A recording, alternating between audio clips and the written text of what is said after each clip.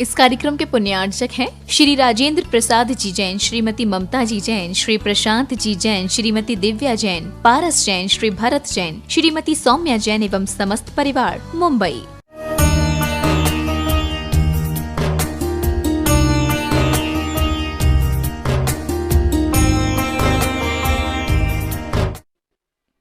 पृथक रखना चाहिए, यदि रखना ही है, रखने का समर्थन नहीं, ये ध्यान रखो। वस्तुतः यहाँ पर आपने क्या समर्पित किया? प्रवचन के पूर्व में जिनवाणी को समर्पित किया है, उच्च स्थान पर रखा है, जेब में नहीं रखा, ये ध्यान रखो। जिनवाणी को उच्च स्थान पर रखा जाता है क्योंकि वह न्यूज पेपर नहीं है, ये ध्यान रखो। एक हाथ में न्यूज पेपर है और एक हाथ में चाय का कप है और आप न्यूज पेपर पढ़ते रहते हो, तो इस प्रकार स्वाध्याय नहीं किया जा सकता। महाराज आज तो बिल्कुल ऐसे शब्दों के प्रयोग कर रहे हैं महाराज, हमें अच्छा नहीं लगता, लेकिन ये जो कार्य किया जा रहा है ये अच्छा है क्या? नहीं है। इसलिए जिनवाणी का श्रवण करते समय अपना परिणाम बहुत पवित्र रखना चाहिए। विषय और कषायों के साथ संबंध रखने वाला जो मन होता है, उस मन के माध्यम से कभी भी सात से पुण्य का संचय संभव नहीं है। और तीर्थंकर प्रकृति जैसे सात से पुण्य का संचय करना चाहो तो ये ध्यान रखो, उस समय आपका उपयोग अत्यंत पवित्र रहता, तब कहीं जा कर के उस पुण्य का संचय आप कर पाते हैं। पुण्य संचय करने की कला संसारी प्राणी के अंदर अभी तक नहीं आ पा रही है। ये क्यों इस प्रकार हो रहा है? एक आधुनिकता का एकमात्र परिणाम है। विलासतामय जीवन जी रहा है, उसके लिए सात्विक जीवन इष्ट नहीं है। आदर्श जीवन जीना चाहिए विलासता की अपेक्षा से, किंतु धर्म श्रवण करने के उपरांत भी अपने जीवन को विलासता से ऊपर उठाने का भाव उसके अंदर नहीं आ पाता। विस्मय होता है। एक प्रसंग आपके सामने रख रहा हूं, गुरुदेव ने रखा था इसलिए।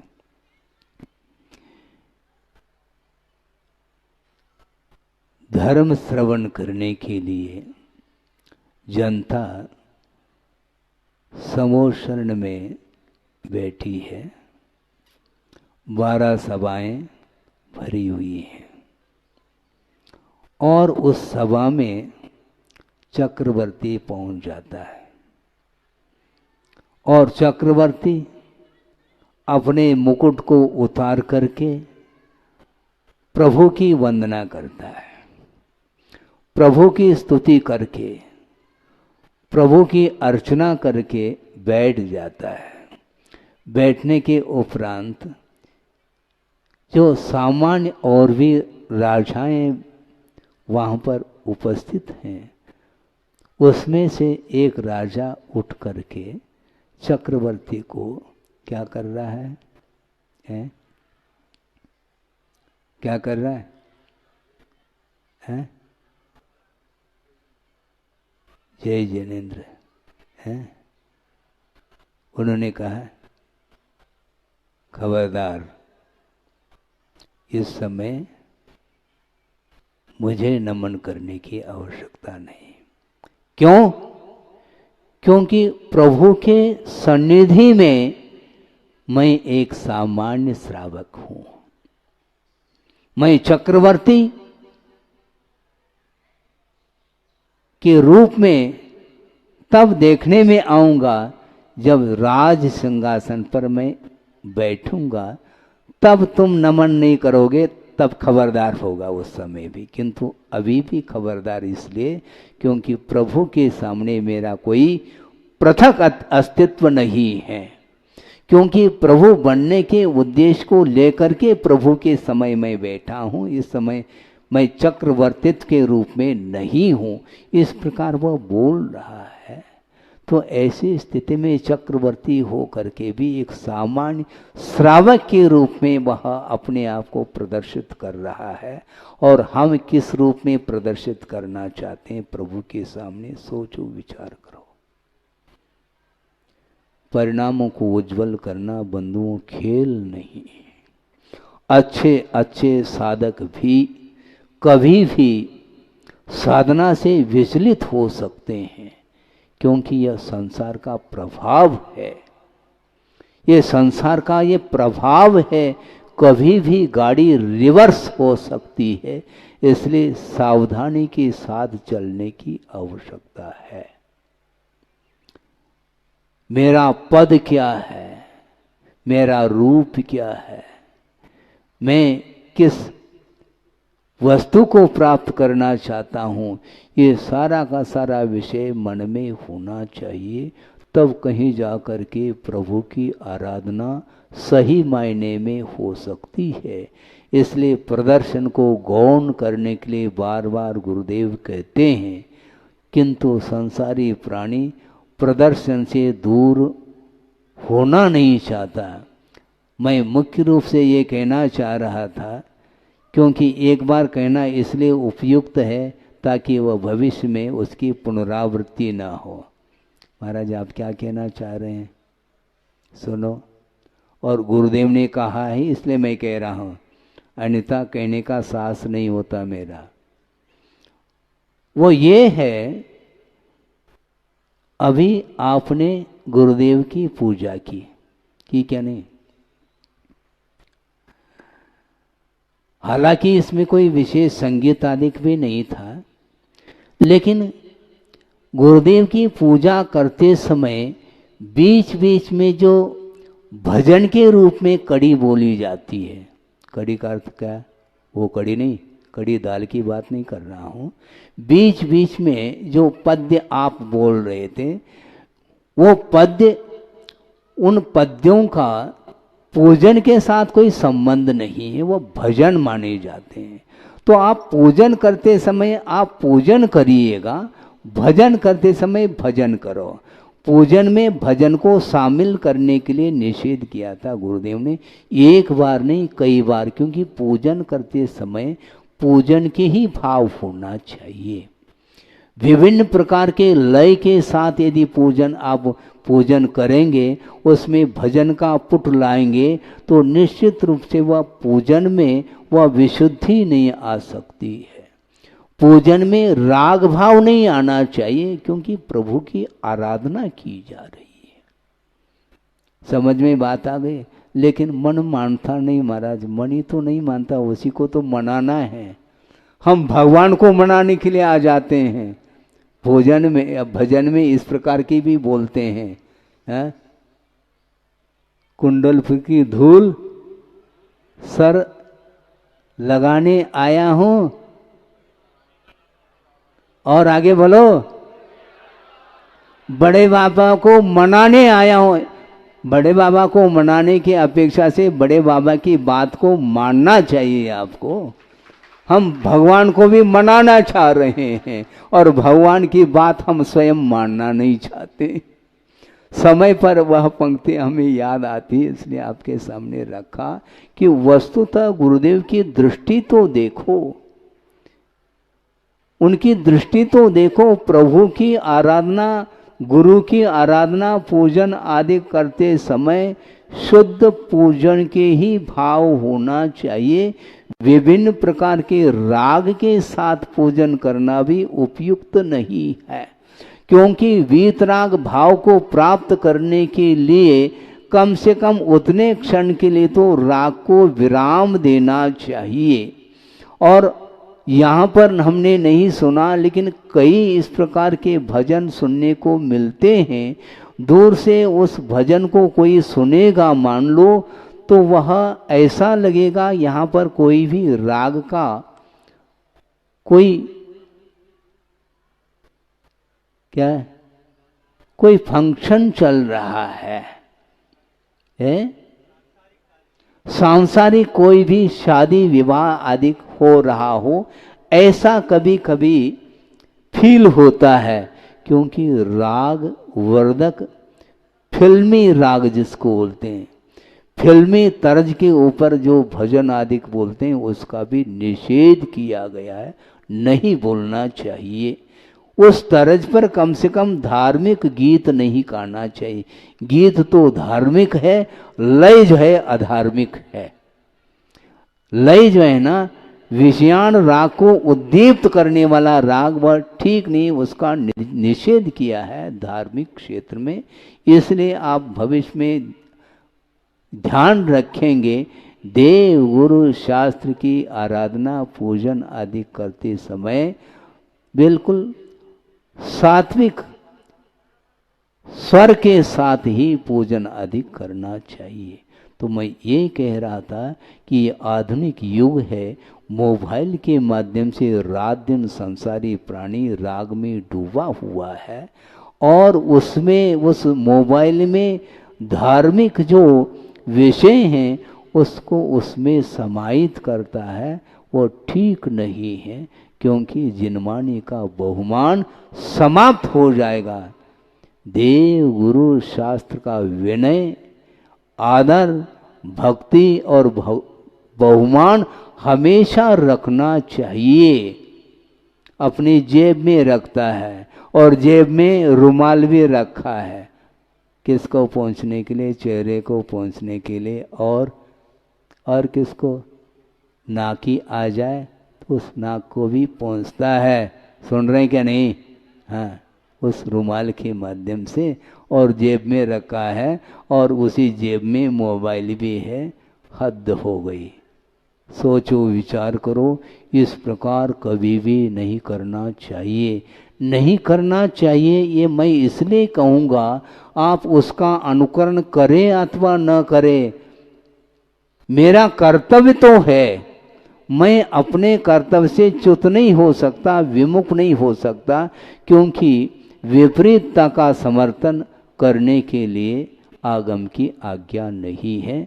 इसलिए गुरुदेव ने हमारे लिए आज्ञा दी है कि आसन पर बैठने के उपरांत देशना देते समय हमेशा आगम की बात को ही रखना चाहिए। कभी भी राग का समर्थन करने वाला कोई विषय हो तो उसका निषेध ही करना चाहिए। इस प्रकार गुरुदेव का हमारे लिए आदेश और उपदेश है। इसलिए आज ये विषय आपके सामने रखा कि वस्तुतः भावों को पवित्र बनाने के लिए, शुद्धत्व को उपलब्ध करने के लिए यह साधना है। और अरहंत परमेष्टि भी उनकी वह पर्याय अंतिम नहीं है। इसलिए किंतु महाराज अरहंत परमेष्टि को सुनो ध्यान से। किधर ध्यान है? सुन रहे हैं? हमने क्या कहा बताओ, देखेंगे, याद नहीं है आपको? इसलिए मैं कह रहा हूं कि कम से कम ध्यान से सुने। अरहंत परमेष्टि का नंबर सर्वप्रथम क्यों रखा नमोकार मंत्र में? यह विषय रह गया था, इसको और जोड़ रहा हूं। अरहंत परमेष्टि का नंबर नमोकार मंत्र में प्रथम क्यों स्थान दिया है? उत्तर ये दिया है आगम में, अन्य शेष परमेष्टियों का जो अस्तित्व है, उनका जो स्वरूप है, उस स्वरूप का विश्लेषण अरहंत परमेष्टि करते हैं। इसलिए सिद्ध परमेष्टि का अस्तित्व अरहंत परमेष्टि के द्वारा हमें ज्ञात होता है। इसलिए सिद्ध परमेष्टि के स्वरूप को सामने रखने वाले अरहंत परमेष्टि हैं। इसलिए उनके लिए सर्वप्रथम नमस्कार किया है। जिनसे हमें उपदेश प्राप्त होता है उनको प्रथम स्थान दिया जाता है। इसी प्रकार वर्तमान में आचार्य परमेष्टि के माध्यम से ही, गुरुदेव के माध्यम से ही हमें प्रकाश मिला है। वर्तमान में भले ही साक्षात प्रभु का हम दर्शन नहीं कर सकते, किंतु प्रभु का दर्शन कराने वाले गुरु हुआ करते हैं।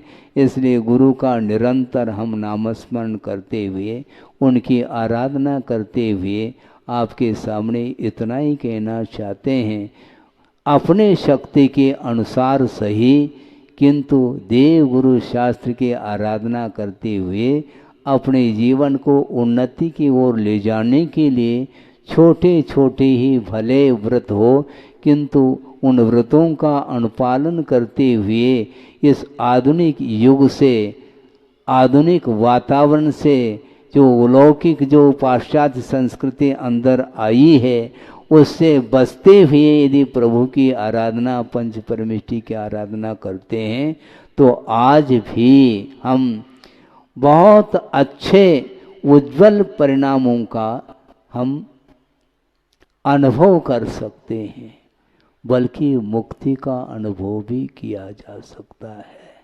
मोक्ष और क्या वस्तु है, निराकुल भाव का नाम मोक्ष बोला है। जो व्यक्ति संसार में रहते हुए भी अपनी शक्ति के अनुरूप निराकुल भाव को लाने का प्रयास कर रहा है, उतना ही उसका मुख मुक्ति की ओर है, ऐसा समझना चाहिए। क्योंकि मोक्ष क्या वस्तु है, मुक्ति की ओर दृष्टि हो। अभी तो घर की ओर दृष्टि महाराज जल्दी समाप्त कर दो, जहाँ से हम आए हैं वहाँ पर हम जाना चाहते हैं। जाओ, कोई बाधा नहीं, किंतु निज घर आने के लिए आपको आज नहीं कल पुरुषार्थ करना ही होगा। निरंतर सतत पुरुषार्थ करने का फल निकलता है कि वह संसार से ऊपर उठ जाता है। ऊपर उठाने वाला कोई भगवान नहीं, कोई ईश्वर नहीं, किंतु ईश्वर अर्थात भगवान की आराधना करने वाला जो सामान्य श्रावक है वो भी अपने जीवन को परमात्मा के रूप में ढाल सकता है। ढालने की आवश्यकता है, किंतु पुरुषार्थ के माध्यम से संसार से हम ऊपर उठ सकते हैं। जहाँ से आप आए हों वहाँ पर आपको जाना है, ये अलग वस्तु, किंतु यहाँ पर जो उपदेश दिया गया है आगम के आधार से और गुरुओं के संकेत के माध्यम से आपके सामने जो पंच परमेष्टि के विषय को लेकर के थोड़ा सा विषय दिया है। शुद्ध परमेष्टि का स्वरूप क्या होता है, अनंत परमेष्टि का स्वरूप क्या होता है, इसका प्ररूपण आगम के आधार से किया गया है। उस स्वरूप को सुन करके उसको आत्मसात करने का पुरुषार्थ करेंगे तो निश्चित रूप से हमारा जीवन भी परमात्मा के रूप में परिवर्तित हो सकता है। हो इस पवित्र भावना के साथ अहिंसा परमो धर्म की जय। प्रभु की भक्ति के माध्यम से अपने परिणामों को उज्जवल बनाने वाला कौन होता है, उसकी क्या विशेषता होती है और उस भक्ति का फल वह क्या पाता है, ये सारा का सारा विषय आगम ग्रंथों में पढ़ने को मिलता है।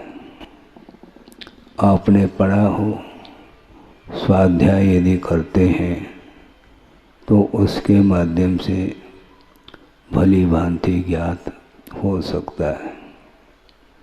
एक श्लोक जो कि आचार्य समंतभद्र स्वामी ने रत्नकर्ण श्रावकाचार्य के अंदर ये दिया है, उसको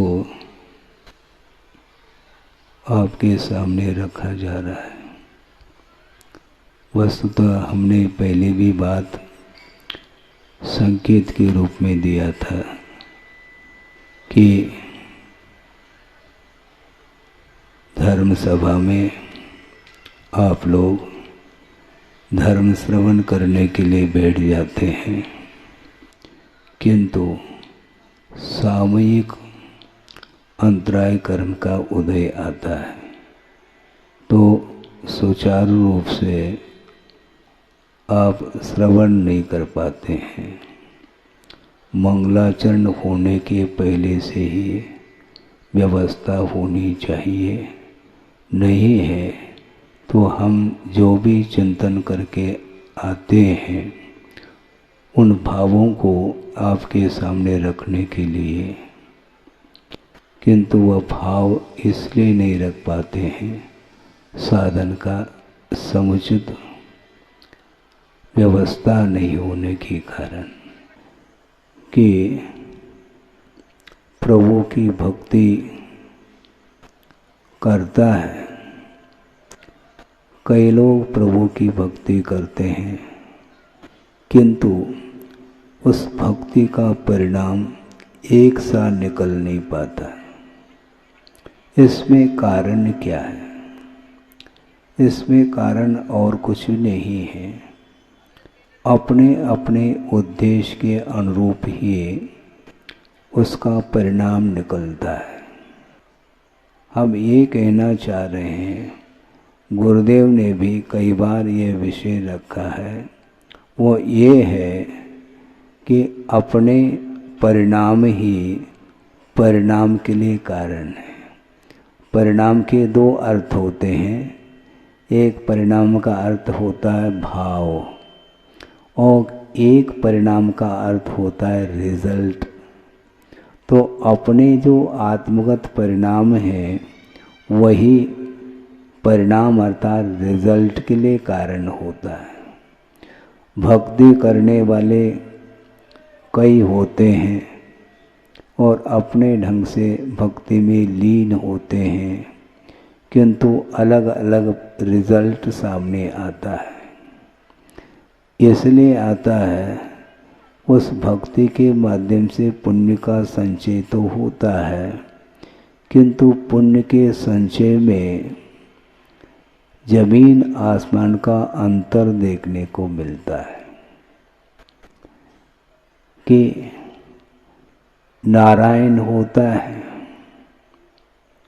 प्रतिनारायण भी होते हैं। इस प्रकार ये कुछ पद ऐसे हैं जिन पदों को प्राप्त करने के उद्देश्य को लेकर के भक्ति करता है। इसी को बोलते हैं निदान, भोगाकांक्षा निदानम ऐसा कहा। विषयों की अभिलाषा का नाम भावी भोगाकांक्षा निदानम ऐसा कहा। भावी भोगाकांक्षा था भविष्य में इस प्रकार के तप आदि के माध्यम से मुझे भोग्य सामग्री मिले, इस उद्देश्य को लेकर के भी तप और भक्ति आदि किए जाते हैं, किंतु उसका परिणाम ये निकलता है जो चाहता है वही वस्तु उसको मिलती है, क्योंकि उस तप अथवा भक्ति के माध्यम से कर्म को काटने के लिए उसने भक्ति नहीं की, किंतु उस भक्ति के माध्यम से वह संपदा को प्राप्त करने के लिए उसने भक्ति की है और इसके माध्यम से भी पुण्य का संचय उसने किया है और वो भोग की संपदा सागरोपम आयु के लिए वह मिल सकती है, मिलती है। इस पुण्य को आगम ग्रंथों में ये संज्ञा दी है कि पापानुबंधी पुण्य, एक पापानुबंधी पुण्य हुआ करता है और एक पुण्यानुबंधी पुण्य हुआ करता है। और पुण्य संचय करने के लिए दोनों तत्पर हैं, दोनों तपस्या कर रहे हैं, किंतु एक के द्वारा पापानुबंधी पुण्य का संचय हो रहा है और एक के द्वारा पुण्यानुबंधी पुण्य का संचय हो रहा है। पुण्य का संचय तो दोनों कर रहे हैं, किंतु एक पुण्य वह है जो कालांतर में पतन के लिए कारण सिद्ध होता है और एक साथ से पुण्य वह होता है जो उन्नति के लिए कारण होता है, उत्थान के लिए कारण होता है। तो ऐसी स्थिति में 63 सलाह का पुरुष हुआ करते हैं, उसमें 24 तीर्थंकर आते हैं, 12 चक्रवर्ती आते हैं, नारायण आते हैं, प्रतिनारायण आते हैं, आदि आदि। तो इनमें नारायण और प्रतिनारायण जो पद है, ये पद निदान के माध्यम से ही प्राप्त होते हैं और फलस्वरूप उस पुण्य को अर्जित करके वह स्वर्गादिक में चला जाता है और वहाँ से इस धरती पर वह उतरता है और वह नारायण पद अथवा प्रतिनारायण पद को प्राप्त करता है। सोचने की बात है, एक ही परिवार में 2 भाई हैं, एक राम और एक लक्ष्मण। राम और लक्ष्मण, इन दोनों में अंतर कितना है? जमीन आसमान का अंतर देखने को मिलेगा। राम पुरुषोत्तम कहलाते हैं, पुरुषोत्तम पुरुष, किंतु लक्ष्मण की क्या दशा हुई? राम और लक्ष्मण में घनिष्ठ संबंध था, स्नेह था। राम बड़े भाई और लक्ष्मण अनुज है, किंतु एक का पतन और एक का उत्थान, ऐसा क्यों? इसमें कोई दो राय नहीं, संदेह नहीं है। ये परिणामों की विचित्रता है। जो जिस प्रकार का परिणाम कर लेता है तो उस प्रकार के फल को वह स्वयं पाता है। राम मुक्त हुए हैं, किंतु लक्ष्मण कहाँ पहुँचा है? अधोगति का पात्र हुआ है। संस्कार किसके ऊपर कैसे पड़े? संयोग तो ये हुआ कि बड़े और छोटे भाई एक साथ रहते हैं, स्नेह के साथ जीवन व्यतीत किया जा रहा है। इसके बावजूद भी लक्ष्मण का पतन क्यों हुआ और राम का उत्थान क्यों हुआ, ये क्यों मत पूछो। पुण्य का अर्जन तो दोनों ने किए हैं, किंतु दोनों के पुण्य के अर्जन में जमीन आसमान का अंतर देखने को मिलता है। एक ने पुण्यानुबंधी पुण्य का अर्जन किया है और एक ने पापानुबंधी पुण्य का अर्जन किया है, जिसके फलस्वरूप उसका पतन देखने को मिलता है। प्रभु की आराधना करने वाला व्यक्ति भक्त माना जाता है, मैं मानता हूँ, किंतु प्रभु की आराधना का जो उद्देश्य है वो भिन्न भिन्न होने के कारण एक का पतन और एक का उत्थान हो रहा है। उद्देश्य दोनों के भिन्न भिन्न हैं, लक्ष्य दोनों के अलग अलग हैं, उसके कारण ऐसा हो रहा है। इसलिए आचार्य ये कहना चाहते हैं कि पुण्य मोक्ष मार्ग में बाधक नहीं है। कौन सा? पुण्यानुबंधी पुण्य। किंतु पुण्य का जब फल सामने आता है तो वह मोक्ष मार्ग में व्यवधान उपस्थित करता है। तो मोक्ष मार्ग में पुण्य बाधक नहीं किंतु साधक है। किंतु मोक्ष मार्ग में बाधक क्या है? बाधक पुण्य का फल बाधक है। पुण्य बाधक नहीं, किंतु जो पुण्य का फल है वह मोक्ष मार्ग में बाधक सिद्ध होता है। इसलिए फल के प्रति इच्छा नहीं रखनी चाहिए, क्योंकि पुण्य का जो फल है, पुण्य का अर्जन तो विशुद्ध परिणाम के द्वारा हो रहा है, किंतु उसका फल का जो उपभोग किया जाता है उस समय एकांत रूप से पाप का आश्रय होता है। क्योंकि राग के बिना पुण्य के फल का उपभोग संभव नहीं है। इसलिए पुण्य का जो फल है वह ग्रहण करने योग्य नहीं है।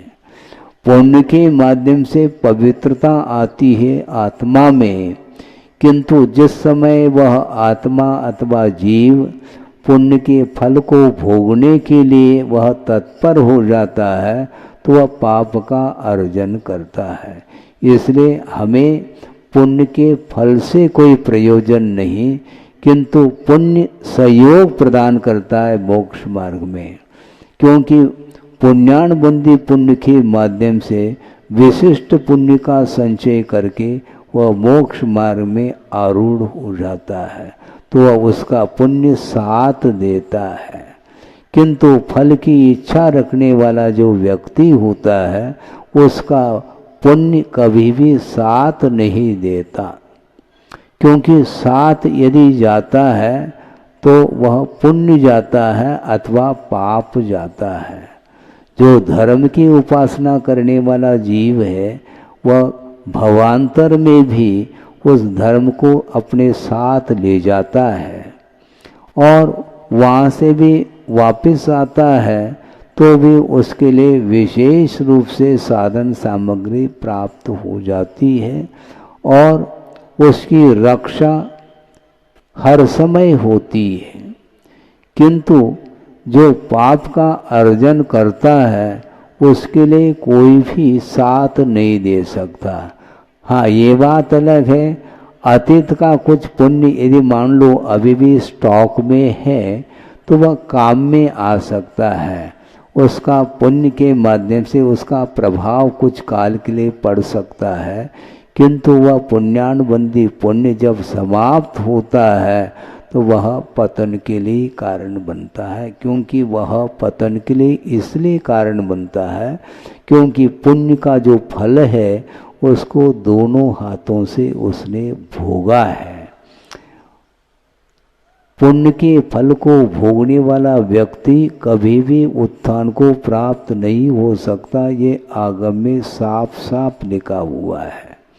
इसलिए हमें पुण्य से नहीं बचना, किंतु पुण्य के फल से बचने का निरंतर पुरुषार्थ करना चाहिए, क्योंकि निदान के माध्यम से ही वह ऊपर पहुंच जाता है, कुछ पदों को प्राप्त कर लेता है, किंतु वहाँ से राग पूर्वक सागरोपम आयु तक पुण्य के फल को भोग करके वह एक इंद्रिय आदिक पद को भी पर्याय को भी प्राप्त कर सकता है, इसमें कोई शक नहीं है।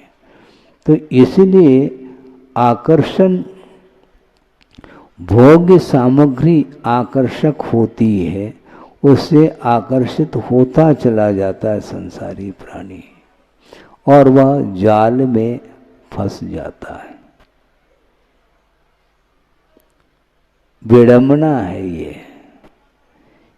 ये कर्म का फल भोग रहा है निरंतर और कोई दूसरा फल नहीं दे रहा है। आचार्य ये कहना चाहते हैं कि निजार्जितम कर्म विहाय देहिनो न कोपि कस्यापि ददाति किंचन। और आगे है निजार्जितम कर्म विहाय देहिनो न कोपि कस्यापि ददाति किंचन विचार यन्नेव अनन्य मानस परो ददाति इति विमुंच शेमुषीम। शेमुषी बोलते हैं बुद्धि को। इस प्रकार की बुद्धि को छोड़ो। कौन सी बुद्धि को छोड़ो? दूसरा मुझे सुखी बना रहा है, दूसरा मुझे दुखी बना रहा है, इस प्रकार की जो बुद्धि है ये विपरीत बुद्धि मानी जाती है। इसका विमोचन करना चाहिए, क्योंकि सुख दुख का अनुभव जो होता है वह दूसरा मुझे दे नहीं रहा, किंतु अपने ही द्वारा अर्जित जो पुण्य अथवा पाप कर्म है वही द्रव्य क्षेत्र आदि के निमित्त को लेकर के फल देते हैं, किंतु भीतर जो अंतरंग जो कर्म है, अंतरंग जो निमित्त है, उस ओर किसी की भी दृष्टि नहीं जाती, किंतु सामने जो व्यक्ति खड़ा है उसकी ओर दृष्टि जाती है और वह क्या सोचता है, यह मेरे लिए बंधु है, मित्र है और यह मेरे लिए शत्रु है। इस प्रकार के उसके अंदर भाव जो जागृत हो रहे हैं वह अंतरंग निमित्त की ओर दृष्टि नहीं रखने के कारण वो दूसरे के लिए शत्रु और मित्र मान रहा है, जबकि शत्रु और मित्र पर वस्तु पर व्यक्ति नहीं हो सकता। एक निमित्त फल देने में वह निमित्त बन सकता है, यह अलग वस्तु, किंतु वस्तुतः अंतरंग कर्म के उदय के कारण ही संसारी प्राणी सुख और दुख का अनुभव करता है। इस प्रकार वह कौन जानता है, सम्यक दृष्टि जान सकता है। और सम्यक दृष्टि में भी जो संयमी होता है, वीतरागी होता है, राग की भूमिका से जो ऊपर उठा हुआ होता है, उसी की दृष्टि में ये बात आती है कि वस्तुतः मेरे द्वारा किया हुआ जो कर्म है वह कभी भी निरर्थक जा नहीं सकता, इसलिए वही कर्म मेरे लिए दुख दे रहा है। इस प्रकार वह चिंतन करता रहता है। विपाक विचय धर्म ध्यान का भी प्रसंग आगम ग्रंथों में आता है। उसका अर्थ भी यही है कि विपाक का अर्थ होता है फल। किसका फल? कर्म के फल के बारे में सोचना। किंतु ये ध्यान रखो, कर्म के फल के बारे में चिंतन करने वाला व्यक्ति वह मिथ्यात्व की भूमिका में भी कर सकता है, ज्ञान प्राप्त कर सकता है, यह अलग वस्तु। किंतु विपाक विचय धर्म ध्यान का स्वामी कौन होता है? तो आचार्य कहते हैं कम से कम उसको देश संयमी होना चाहिए, कम से कम वह अनुवृत्ति हो अथवा महावृत्ति हो, उसी की दृष्टि में वह ये विचार आ सकते हैं और वह धर्म ध्यान कर सकता है।